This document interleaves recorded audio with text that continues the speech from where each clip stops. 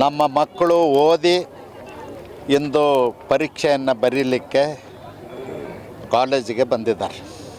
ಅವ್ರಿಗೆ ಶುಭವನ್ನು ಕೋರಲಿಕ್ಕಾಗಿ ನಾನು ಬಂದಿದ್ದೀನಿ. ಅದರಲ್ಲೂ ವಿಶಿಷ್ಟವಾಗಿ ನಮ್ಮ ಹೆಣ್ಣು ಮಕ್ಕಳು ಇವತ್ತು ಈ ಸೆಂಟ್ರ್ನಲ್ಲಿ ಎಕ್ಸಾಮ್ ಬರೀತಕ್ಕಂಥವ್ರು. ಅವರು ಸಾಕಷ್ಟು ಶ್ರಮ ಹಾಕಿ ಓದಿ ತಾವು ಮುಂದೆ ಬರಬೇಕು, ಜೀವನದಲ್ಲಿ ತಾವು ವಿಶಿಷ್ಟ ಸಾಧಕರಾಗಬೇಕು ಅನ್ನೋ ದೃಷ್ಟಿಯಿಂದ ಇವತ್ತು ನಮ್ಮ ಹೆಣ್ಣು ಮಕ್ಕಳು ಗಂಡು ಮಕ್ಕಳಿಗಿಂತಲೂ ಹೆಚ್ಚು ಶ್ರಮ ಹಾಕಿ ಪೈಪೋಟಿಯನ್ನು ಮಾಡ್ತಾಯಿದ್ದಾರೆ.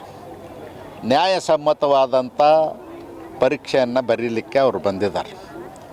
ನಾನು ಅವರಿಗೆ ಒಂದು ಮಾತನ್ನು ಹೇಳಲಿಕ್ಕೆ ಬಯಸ್ತೀನಿ. ಇದು ನಿಮ್ಮ ಮೇಲೆ ಏರಲಿಕ್ಕೆ ಮೊದಲನೇ ಮೆಟ್ಲಿದು ಪಿ ಯು ಸಿ ಎಕ್ಸಾಮ್ದಲ್ಲಿ ಬರೆದ ಮೇಲೆ ಅವರು ನೀಟ್ ಎಕ್ಸಾಮಿನೇಷನ್ನು ಮತ್ತೊಂದು ಆಲ್ ಇಂಡಿಯಾ ಸರ್ವಿಸ್ಗೆ ಬರೀತಕ್ಕಂಥದ್ದು ಮಾಡ್ತಾರೆ. ಅವ್ರಿಗೆಲ್ಲರಿಗೂ ಮೆಡಿಕಲ್ ಕಾಲೇಜಿಗೆ ಹೋಗ್ಬೇಕಂತಿರ್ತದೆ, ಇಂಜಿನಿಯರಿಂಗ್ ಕಾಲೇಜಿಗೆ ಹೋಗ್ಬೇಕಂತಿರ್ತದೆ, ವೃತ್ತಿಕ ಪರ ಕೋರ್ಸ್ಗಳಿಗೆ ಹೋಗ್ಬೇಕಂತಿರ್ತದೆ. ಮತ್ತು ಇನ್ನೂ ಕೆಲವರು ಇವತ್ತಿನ ಕಾಲದಲ್ಲಿ ಪೈಲಟ್ಗಳಾಗಿದ್ದಾರೆ. ಮಿಲ್ಟ್ರಿ ಸೇವೆಯಲ್ಲೂ ಕೂಡ ಇವತ್ತು ನಮ್ಮ ಹೆಣ್ಣುಮಕ್ಕಳು ವಿಶಿಷ್ಟವಾದಂಥ ಸಾಧನೆಯನ್ನು ಮಾಡ್ತಾಯಿದ್ದಾರೆ.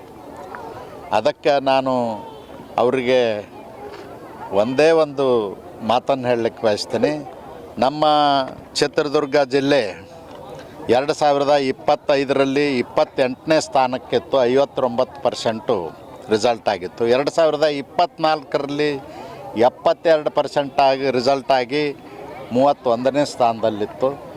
ನಮ್ಮ ಚಿತ್ರದುರ್ಗ ಜಿಲ್ಲೆ ಈ ವರ್ಷ 3, 4, 1, 2 ಸ್ಥಾನಕ್ಕೆ ಬರಬೇಕು ಅನ್ನುವಂಥ ಆಸೆ ನಂದಿದೆ. ಆ ಆಶಯವನ್ನು ಈಡೇರಿಸಬೇಕು ಅಂತ ನಮ್ಮ ಮಕ್ಕಳಿಗೆ ಕಿವಿಮಾತನ್ನು ಹೇಳಲಿಕ್ಕೆ ಬಯಸ್ತೇನೆ.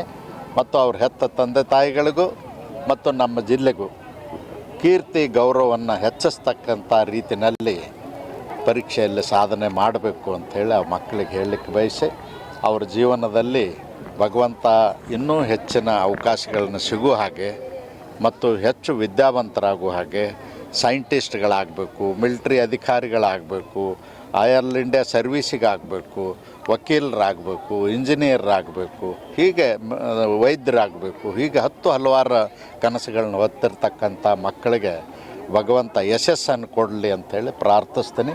ಶುಭವಾಗಲಿ. ಮತ್ತಷ್ಟು ಸುದ್ದಿಗಳಿಗಾಗಿ ನೋಡ್ತಾ ಇರಿ ಪಬ್ಲಿಕ್ ನ್ಯೂಸ್ 24x7. ಇದು ಸತ್ಯದ ಧ್ವನಿ.